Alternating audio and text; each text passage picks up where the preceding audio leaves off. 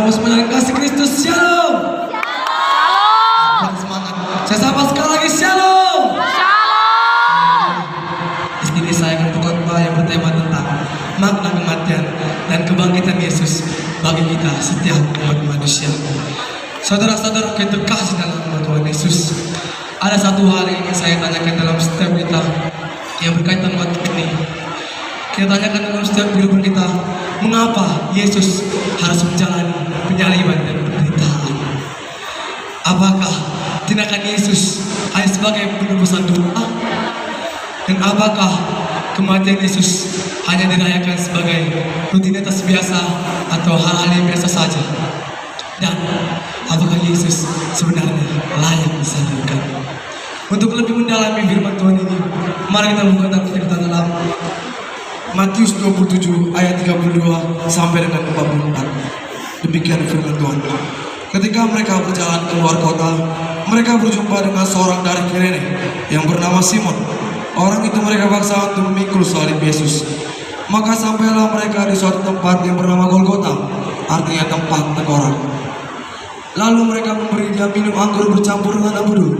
Setelah ia mengecapnya, ia tidak mau lagi meminumnya.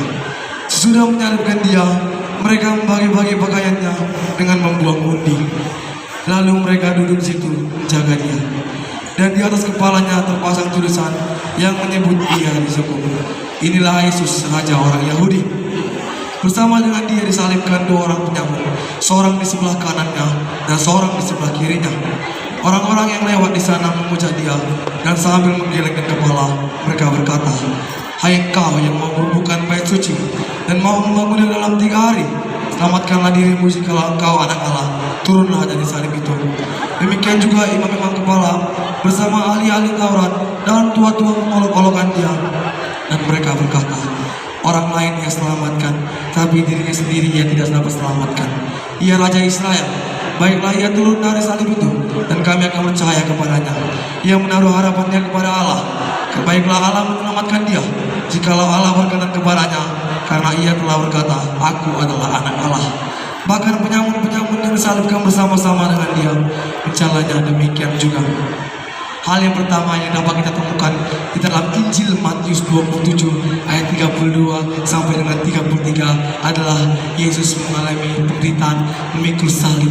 Kita tahu salib itu tidak dengan kawan-kawan tidak seperti mengangkat sapu, mengangkat lidilah, tapi salib itu kayak dosa-dosa yang kita telah lakukan, kayak penderitaan yang harus dialami Yesus dalam kehidupannya. Padahal yang kita tahu, Yesus adalah orang yang sangat baik, orang yang sangat suci. Dia tidak pernah melakukan dosa sedikit pun. Yesus memikul salib ke Golgota.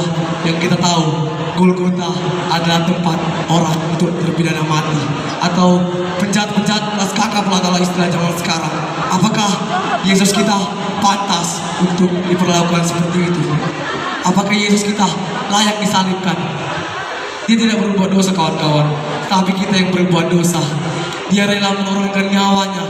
Dia rela menghapus semua kebaikan-kebaikan dari surga itu turun ke dunia untuk menebus setiap kita kawan-kawan.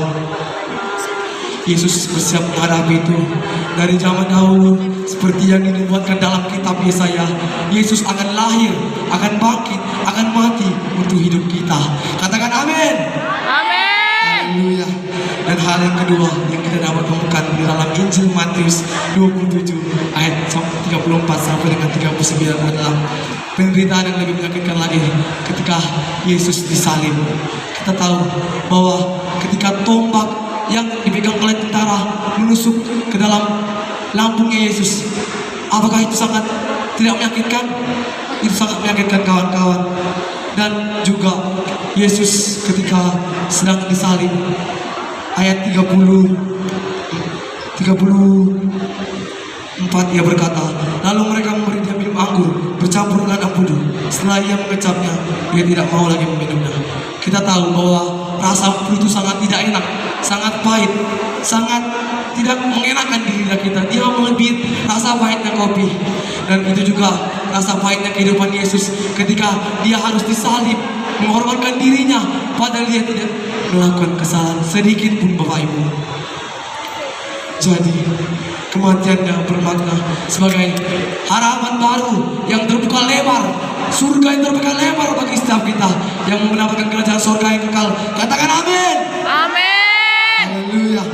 Dan hal yang ketiga yang kita dapatkan di dalam Injil Matius 27 sampai dengan 44 adalah tujuan dan alasan mengapa Yesus disalibkan. Alasan Yesus disalibkan adalah agar setiap yang datang hari ini, setiap yang ada di rumah, yang ada dimanapun, agar masuk ke dalam kerajaan surga, duduk bersama dengan Allah, mau menikmati kerajaan surga yang kekal, mau menghidupi setiap spirit-spirit yang mau selalu menyembah Allah walaupun dalam segala keadaan, walaupun dalam segala kesulitan yang kita hadapi. Kita harus selalu meningkatkan spirit dan roh kita untuk lebih menyala-nyala melayani Tuhan. Yang ingin melayani Tuhan, katakan lambaikan sama tangan, katakan amin. Amin. Jadi yang kita dapatkan dari kematian Yesus ini tidak hanya diperingati sebagai hal-hal yang biasa atau rutinitas biasa saja, tetapi rayakanlah kematian Yesus ini sebagai hukuman hati kita untuk tidak melakukan dosa lagi, untuk selalu percaya kepada Tuhan dan selalu merenungkan dan meneruskan karya keselamatan dari Yesus dengan cara bersyukur dan turut melakukan pekerjaan Allah dengan segala perbuatan kita. Haleluya. Demikian firman Tuhan yang dapat saya sampaikan. Amin. Wow, luar biasa. Tepuk tangan yang paling meriah untuk peserta nomor 4. Kayaknya calon pendeta ini ya. Luar biasa, saya lihat ya semangatnya. Wow. Ada nggak orang tuanya di sini ya?